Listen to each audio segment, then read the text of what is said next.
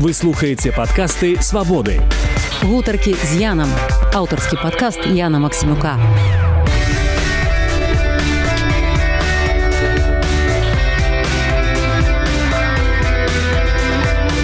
Я вам скажу, что я не разумею, в принципе, что такое интеллектуальная книга. Яны умеют все перевернуть до горы ногами. Мартинович, мой любимый автор, ён, напэўна, будзе на ніжэйшай прыступцы. Кожны абмежаваны сваім досведам. Вось якраз з маладымі пісьменнікамі я маю найбольш справу.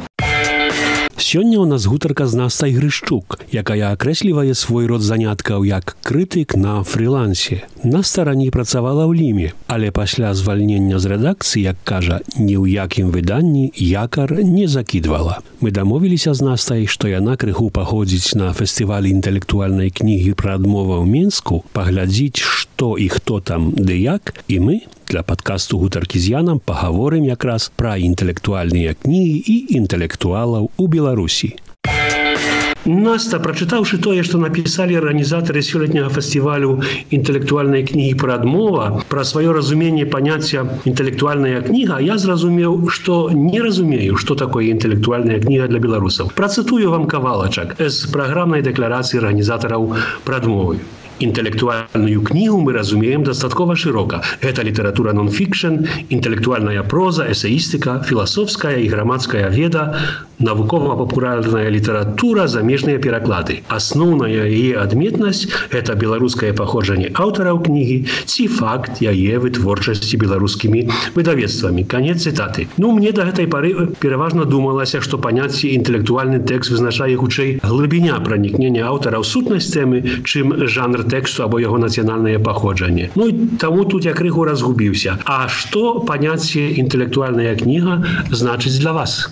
Вы сказали, что не разумеете, что такое интеллектуальная книга для белорусов. Я вам скажу, что я не разумею, в принципе, что такое интеллектуальная книга. Потому что, як вызначыць гэты панятак, не зусім зразумела, якія тут мусяць быць катэгорыі. Я не ведаю, калі адштурхоўвацца, напрыклад, ад самога панятка інтэлекту, то гэта ўсё, што звязана з разумовай працай чалавека. То бок тады, у прынцыпе, любая кніга – гэта інтэлектуальны прадукт. Калі ўзяць глыбей, то што з чым гэта звязана? Мне здаецца, часцей за ўсё праводзіць аналогію з філасофіяй, увогуле нейкімі такімі экзістэнцыйнымі пытаннямі. То бок філасофская проза, нейкія філасофскія пытанні, значыць, гэта інтэлектуальная літаратура. Але для сябе я проста падумаўшы, зразумела, што, в прынцыпе, гэты панятак, як сказаў адзін мой знаёмы, это такая фікцыя. То бок гэта прыгожая шыльда, за якую можна пакласці ўсё, што хочаш. Увогуле, што да самога фестывалю. А вось тая цытата, якую вы прывялі, я разумею, для чаго яны яе так сфармулявалі. Чаму? То бок я не думаю, што яна памылковая.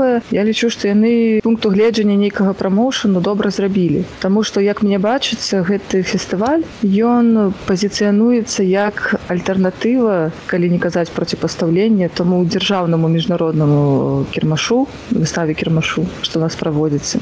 Вось колькі ўжо гадоў, 20 з нечым гэтых выстаў прайшло, а прадмова сёлета толькі другі раз праходзіла. І ўжо цяпер можна сказаць, што прадмова, яна якасна перавагае і перамагае вось гэты прадзяржаўны фестываль кірмаш. Чаму? Бо тут, магчыма, менш нейкіх мерапрыемстваў і меншая пляцоўка, але якасна гэты фестываль, мне бачыцца намнога больш моцным, таму што там не было воднага прахаднога мерапрыемства. Яны вельмі талкова падзялілі фестываль, арганізацыйна зрабілі вось гэтыя 3 зоны, вельмі добра размесцілі выдавецтвы. То бок, нават параўноўваючы з мінулым годам, гэта была проста такая вялікая пляцоўка, на якой былі выдавецтвы і нейкія прэзентацыі разбітыя. Сёлета гэта быў рэальны фестываль. І чаму яны сказалі пра інтэлектуальную кнігу, каб падкрэсліць вось гэтае адрозненне, мне здаецца.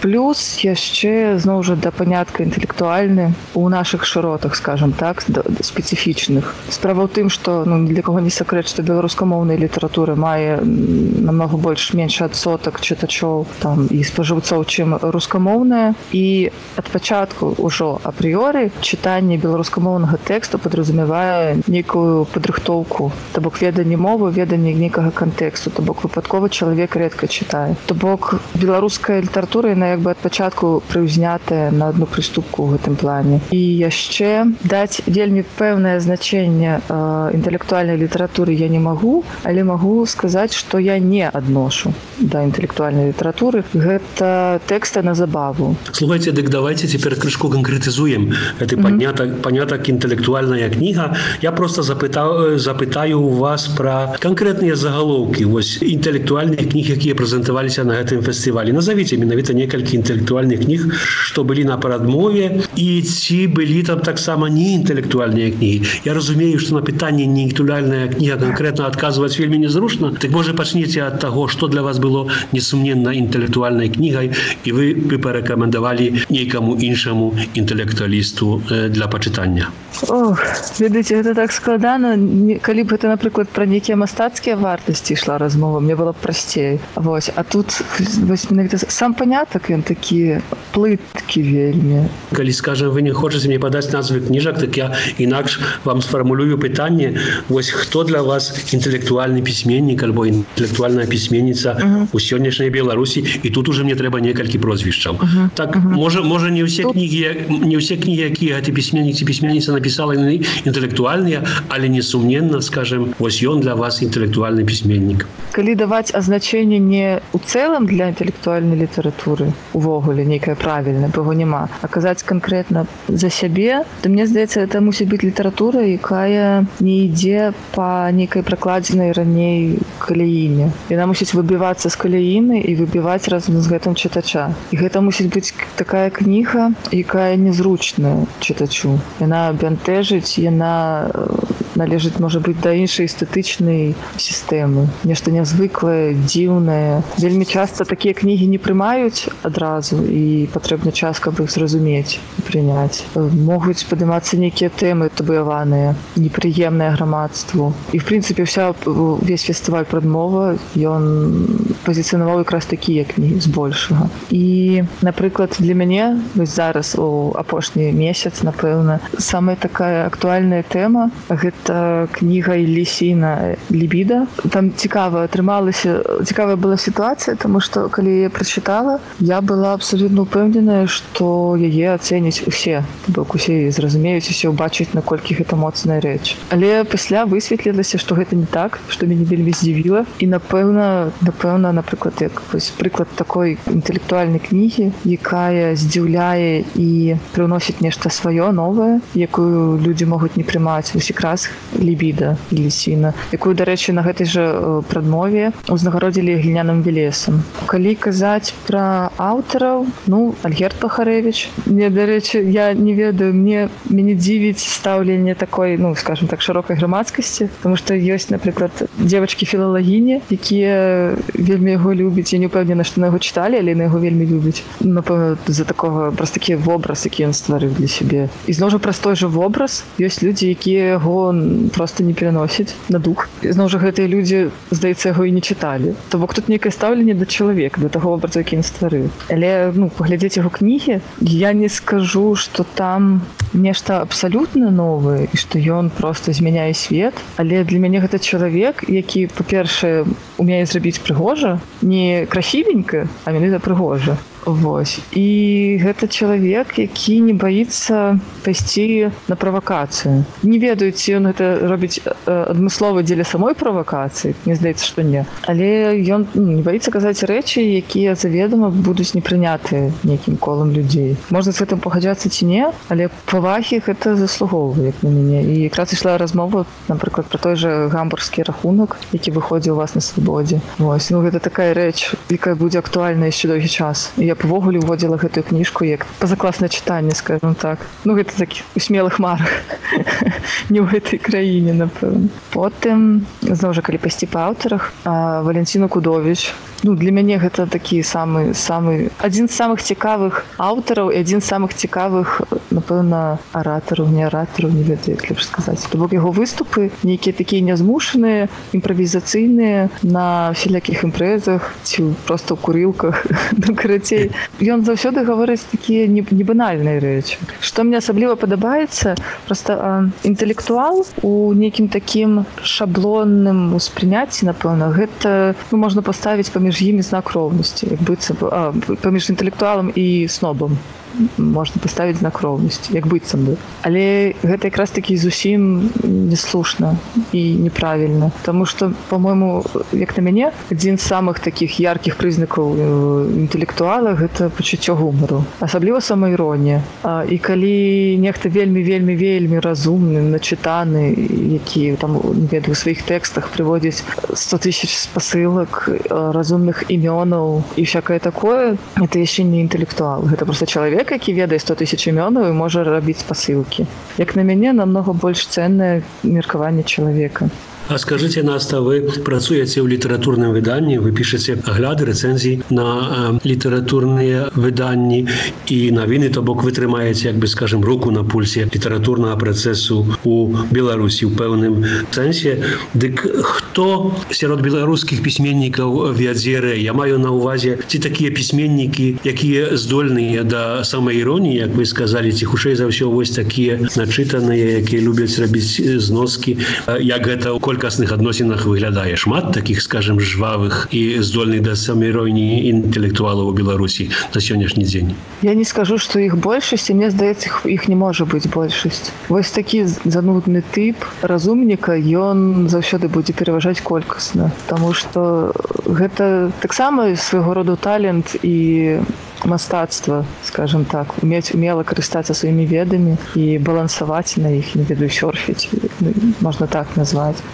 А начытацца, навыпісваць і потым гэта цытаваць, гэта любы дурань можа, в прынцыпе. Той же дыпламаваны баран, скажем так. І калі згадваць тых, хто ўсё ж такі здольны да такой гульні, не ведаю, такого тэатра інтэлектуальнага, скажем так. Вось згадваецца, напрыклад, Максім Жбанкоў. Ён як бы не пісьменнік, не ведаю, у такім строгім сэнсе. Але гэта таксама вось такі прывабны для мяне тып інтэлектуала, які можа пажартаваць трапна, тонка, які умела карыстаецца сваім досведам, які умее захапіць чытача. У мастацкай літаратуры, зноў жа, калі казаць не пра публіцыстаў, там крытыкаў, эсеістаў, а мастацкую літаратуру ў такім класічным разуменні, для мяне больш важна ўласна мастацкі складнік. Але калі казаць пра нейкія такія думкі, ідэі ці новыя ракурсы, то тут, напэўна, я б вылучыла Владзіміра Арлова, як такі прыклад інтэлектуала. Асабліва вось гэта, скажем так, позні Арлоў, то бок сучасны нам. Андрэй Хаданович, яго бліскучыя тэксты на будзьме. У паэзіі, дарэчы, таксама ёсць цікавыя аўтары, аўтаркі, я б сказала, Вальжына Морт і Ольга Гапеева. У іх, прызнацца, не заўсёды бывае вось гэтае вольнае дыханне паэзіі менавіта. Але ў іх ёсць нечаканыя вось гэтыя сутыкненні думак, словаў. Яны ўмеюць ўсё перавярнуць дагары нагамі, у добрым сэнсе, вынайсці новы сэнс у звыклых словаў. І гэта паэзія іншага роду, інтэлектуальнага. Дарэчы, Валентина Аксак займаецца тым жа. Яе вершы, мне здаецца, яны могуць быць не ўсім зразумелыя, для гэтага проста трэба прымаць, зноў жа, ейную эстэтыку. То бок гэта роздумы у такой абсалютнай цішыні. Я б назвала верш Валентина Аксак роздумам у такой цішыні касмічнай. Мы размаўляем з літаратурным крытыкам Настай Грышчук пра тое, як разумець паняцце інтэлектуальная кніга і каго з беларусаў можна лічыць інтэлектуалам. Слухайце, так вось цяпер будзе да вас строгае пытанне як да крытыка літаратурнага, для асобы, якая піша пра літаратуру, якую людзі чытаюць і прыслухоўваюцца да меркавання. Калі ўзяць, напрыклад, канкрэтна мову Марціновіча, Радзіва Прудок, Горвата, Белую муху Бахарэвіча і час секонд-генд Алексіевіч, то бок выданні, які ў свой час былі на слыху, прынамсі ў літаратурным асяроддзі, то як бы вы ацанілі гэтыя кнігі паводле ўзроўню іх інтэлектуальнасці? Я тут не хачу пра гаварыць пра агульную ацэнку, а скажам такую канкрэтную. Калі ўзяць шкалу ад 0, зусім не інтэлектуальная кніга да 5, суперінтэлектуальная, то якія ацэнкі вы бы паставілі гэтым кнігам? Вы смерти моей хочете. Не хочу вашей смерти, ну так слухайте. А чего же раптам? Я наадварот, я хочу, як бы, скажем, каб вы яшчэ былі болей вядомая і славутая, чымсьці вы да гэтай пары, хаця, скажем, вы без мяне это можете зрабіць, ну, але я вам дапамагаю таксама. Мне здаецца, што весь гамбургскі рахунак Бахарэвіча такога выбуху, напэўна, не меў, як калі расставляць адзнакі вось гэтым кнігам па ўзроўню інтэлектуальнасці. Да. Ну, скажем так, калі, мне б самой такая думка ў галаву не прыйшла б, як бы размяркоўваць па ўзроўні інтэлектуальнасці кнігі. Але калі вы прапаноўваеце такую гульню і прыняць яе гэта як гульню. Канешне, як гульню, або яшчэ я ж таксама яшчэ хачу раз у Мінск прыехаць, каб людзі крыва не глядзелі. То, Марціновіч, мой любімы аўтар, ён, напэўна, будзе на ніжэйшай прыступцы, таму што яго тэксты, скажем так, як на мяне, яны маюць вельмі простую структуру, яны все будуюцца па адным і тым жа узоры. Гэта рамесніцтва. Вось. І нават тыя думкі, якія ён выкарыстоўвае, нейкія ідэі ў пабудове твора, ён іх запазычае. Я не бачыла, каб ён прыўносіў нешта прям сваё. І вось той жа мова як наркотык. Ведаю людзей, якія былі ў захапленні ад гэтага, але не падзяляю гэтае захапленне. Таму для мяне гэта якраз прыклад такой жанравай літаратуры, якая захапляе, але нічога не дае. Магчыма, чалавеку з невялікім чытацкім багажом для яго гэта будзе адкрыццё. Кажучы канкрэтна, вы яму даеце 1 ці 2? Так, у нас найвышэйшы бал 5, так, 5. Так. Няхай будзе 2. Ён усё ж такі працаваў. Добра. Радзіва прудок Горвата. Вось гэта будзе наступнае. Няхай у яго будзе 3. У яго будзе 3, так? Хаця гэта парадаксальна, бо здавалася б, у мове ёсць нейкія такія, як у нас на журфаку адзін выкладчык казаў, задумкі-прыдумкі, але радзіва прудок на больш арыгінальнае, скажем так, па змесце. Хаця, можа быць, яны і на адной прыступцы маглі б быць, нават не ведаю. Скажем так, мова і радзіва прудок я іх адношу да адной групы забаўляльнай літаратуры, якая можа быць зроблена больш ці менш якасна, але ўсё роўна яна не выходзіць за межы. Такой гульні з чытачом. Я думаю, беларускае літаратурнае асяроддзе дацэніць вашы ваганні наконт гэтай ацэнкі. Давайте перайдзем да 3-й кніжкі. Там «Белая муха» Бахарэвіча, здаецца, называлася «Белая муха» або «Забойца мужчын», правда? Так. Вось, дарэчы, у нас засталіся «Белая муха» і час секонд-хенд. І тут цікава, бо іх, у прынцыпе, нельга разглядаць побач, таму што «Белая муха» гэта цалкам арыгінальны мастацкі твор, а час секонд-хенд не. І як бы іх, в прынцыпе, немагчыма параўноўваць. То бок, калі мова і радзіва прудок, яны застаюцца недзе ў межах жанравай літаратуры, то «Белая муха», час секонд-хенд гэта зразумела іншы ўзровень, это іншы сур'ёзны літаратур. Я б сказала, напэўна, на першае месца, ведаеце, нават паставіла б «Белую муху», таму што час секонд-хенд, ён гаворыць пра гэтага чырвонага чалавека і ўсё такое. Нават на момант выхаду гэтай кнігі дакументальнай, там і вельмі патрэбнай, канешне, гэта ўжо не было нова, мне здаецца. Людзі, якія мысляць, яны і так разумелі ўсё тое, што там было напісана. Вось. А «Белая муха» яна падымае пытанні, якія якраз не падымаліся, альбо вельмі рэдка.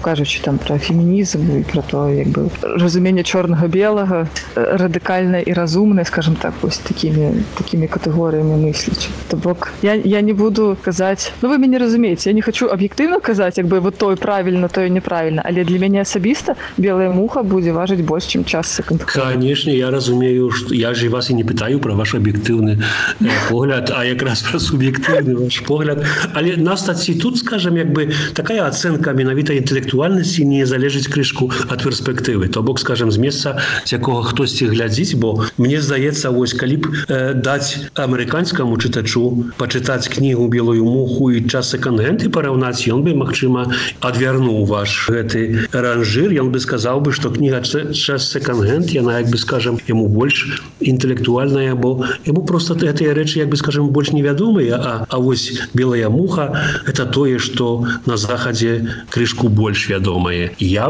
прыгадываю сабе, што вось у мінулым годзе выйшла такая кніжка «Фрэнд», якая атрымала прэмію амерыканскіх выдаўцоў. Такая інтэлектуальная кніга, дзе менавіта аўтарка, зараз прозвішча не згадаю, разважае пра інтэлектуальныя кнігі, якія мелі на яе ўплыў, і яна менавіта таксама разважае пра кнігі Алексіевіч. І так мне падумалася, што вось амерыканская перспектыва можа быць крышку іншая, чымсьці ваша беларуская. Што вы на гэты конт думаеце? Безумоўна. Ну, у сэнсе, што так і ёсць, і, па-моему, не ўпэўнена, што тэрмін дакладны, але ёсць вось гэты феномен тоннельнага бачання, то бок кожны абмежаваны сваім досведам. І нават я ўпэўненая, што, напрыклад, кнігі, пра якія я пісала сёлета і ацэньвала гэтак, там праз 10 гадоў я буду глядзець на іх іначай. Я пастаянна гэта памятаю і разумею. Так і тут. І таму я і падкрэсліла, што «Белая муха» менавіта ў кантэксце беларускай літаратуры выглядае, як на мяне, больш арыгінальна і дае больш роздуму, чым час секонд-хенд. Рэволюцыйная нейкая рэч.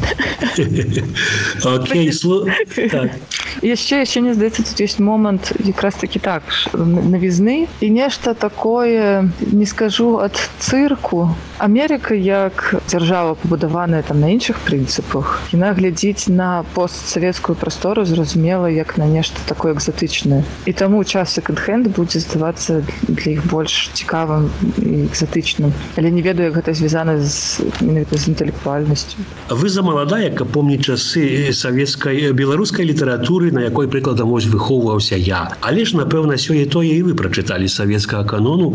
Дык вось я б хацеў бы запытаць, хто для вас самы інтэлектуальны беларускі пісьменнік савецкага часу? Самы блізкі, напэўна, будзе Васіль Быкаў, бо ён нават у межах той савецкай рэчаіснасці змог выйсці па-за яе. Ён аўтар, які не мае нейкіх там межаў у сэнсе там ідэалагічных, геаграфічных і іншых.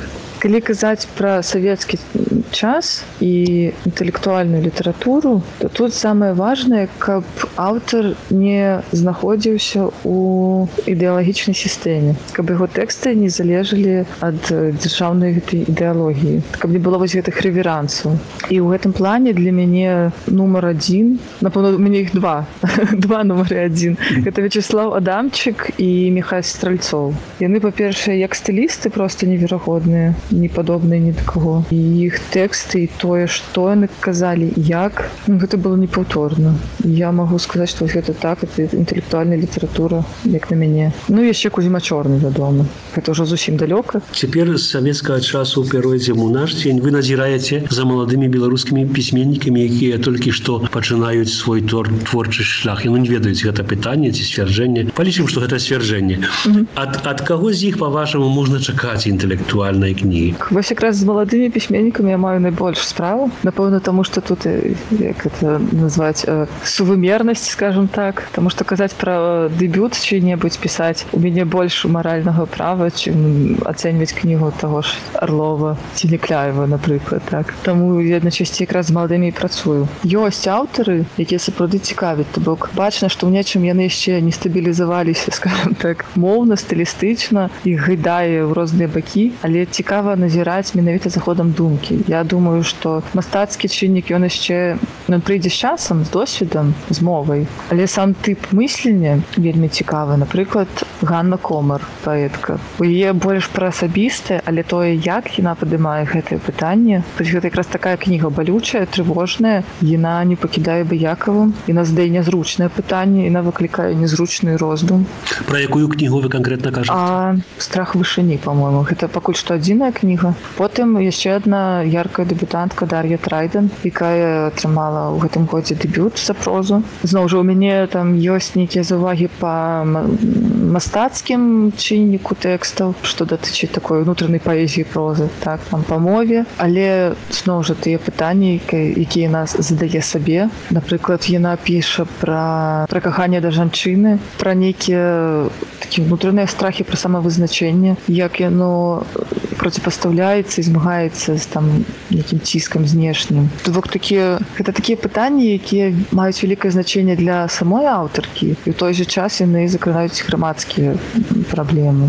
Потым Крысціна Бандурына. Яна прэзентавала літаральна на днях, якраз на прадмове, сваю паэтычную кнігу «Хома», альбо «Гома», не ведаю нават, як правільна чытаць. Гэта як бы чытаецца адначасова як чалавек і зноў жа такі кантэкст аднаполага кахання. Хаця, в прынцыпе, вось якраз такі Крысціна і Дар'я, калі яны пра гэта пішуць, там няма акцэнту на тое, што гэта аднаполае нейкае каханне. І ўвогуле, па-мойму, гэта састарэлы тэрмін. Ёсць проста каханне як такое. Ёсць яшчэ такі аўтар Дмітрый Рубін, ці Дмітрый Рубін. У мяне праблемы з націскам. І ён таксама вельмі няўстойлівы. Проста яго чытаеш, як быццам цябе на палубе гайдаю туды-сюды в розныя бакі. Яго тэксты такія герметычныя, і я іх часам проста не разумею, шчыра кажучы. Але калі разумею, я бачу, што гэта цікава. Мне здаецца, яму трэба стаць больш празрыстым для іншых, не замыкацца вось так на сабе, на ўласнай думцы, каб яго пачулі, хаця б для пачатку. Дзякуй. Слухайце, так я вам цяпер ужо паставлю апошняе пытанне. Яно такое традыцыйнае, калі я гавару з літаратарам ці з крытыкам літаратурным. Калі ўявіць сабе, што нейкае беларускае выдавецтва задумала адзначыць 30годдзе незалежнай Беларусі выданнем бібліятэчкі з 30 найлепшых кніжак, якія выйшлі пачынаючы ад 1991 году, то якія загалоўкі вы прапанавалі б у гэтую бібліятэчку? Я адразу скажу, што мне гэта вельмі цяжка, таму што мяне самой няма 30. Я жыву, в прынцыпе, менш, чым ахоплівае гэтая гіпотетычная бібліятэка. Я вас віншую з вашым узростам. Я вас віншую. Дзякую. Але я магу, калі дазволіце, адзначыць тыя кнігі, з якімі я менавіта працавала, якія былі непасрэднай блізкасці да маёй душы, скажем так. За апошнія часы, і мне здаецца, што яны вытрымаюць праверку часам. Зараз, канкрэтна зараз, для мяне нумар 1 гэта «Лібіда» і Сіна. Гэта проста чыстая паэзія, якая з'яўляецца невытлумачальным для мяне чынам. І гэта цуд. Цуд гэтага года. Я не ўпэўненая, што яшчэ нешта такое з'явіцца цягам некалькіх гадоў нават. Таксама у гэтую бібліятэку я б уключыла якую-небудзь, я нават не скажу, якую канкрэтна, але што-небудзь кніг Марыі Мартысевіч. Можа быць «Сарматыя», можа быць што-небудзь з «Амбасады». Ну, крацей, вось трэба абавязкова зрабіць нейкую выбарку з твораў гэтай аўтаркі. Я б яшчэ дадала зборнік баладаў, умоўна кажучы, баладу Владзіміра Арлова, «Паручнік Пятровіч» і «Прапаршчык з Дань». Гэта цудоўная кніга. Ну і ведаеце, з такога прафесійнага пункту гледзяча гамбургскі рахунак варты таго, каб яго ўключыць нейкі такі спісак. Ну і напэўна, як гістарычны помнік, неабходна ўключыць сюды Пяцікніжжа Алексіевіч дзеля гістарычнай справядлівасці. Ну і ўвогуле знакавая рэч. Все-таки Нобелевку нам даюць не кожны год і не кожны стагоддзе. Дзякуй, Наста. Гэта была размова з Настай Грышчук, якая акрэслівае свой род заняткаў як крытык на фрылансе. Мы пагутарылі пра інтэлектуальныя кнігі ў Беларусі і перамылі костачкі розным беларускім інтэлектуалам. З вамі развітваецца і Ян Максімюк. Вы слухаеце падкасты «Свабоды». Гутаркі з Янам. Аўтарскі падкаст Яна Максімюка.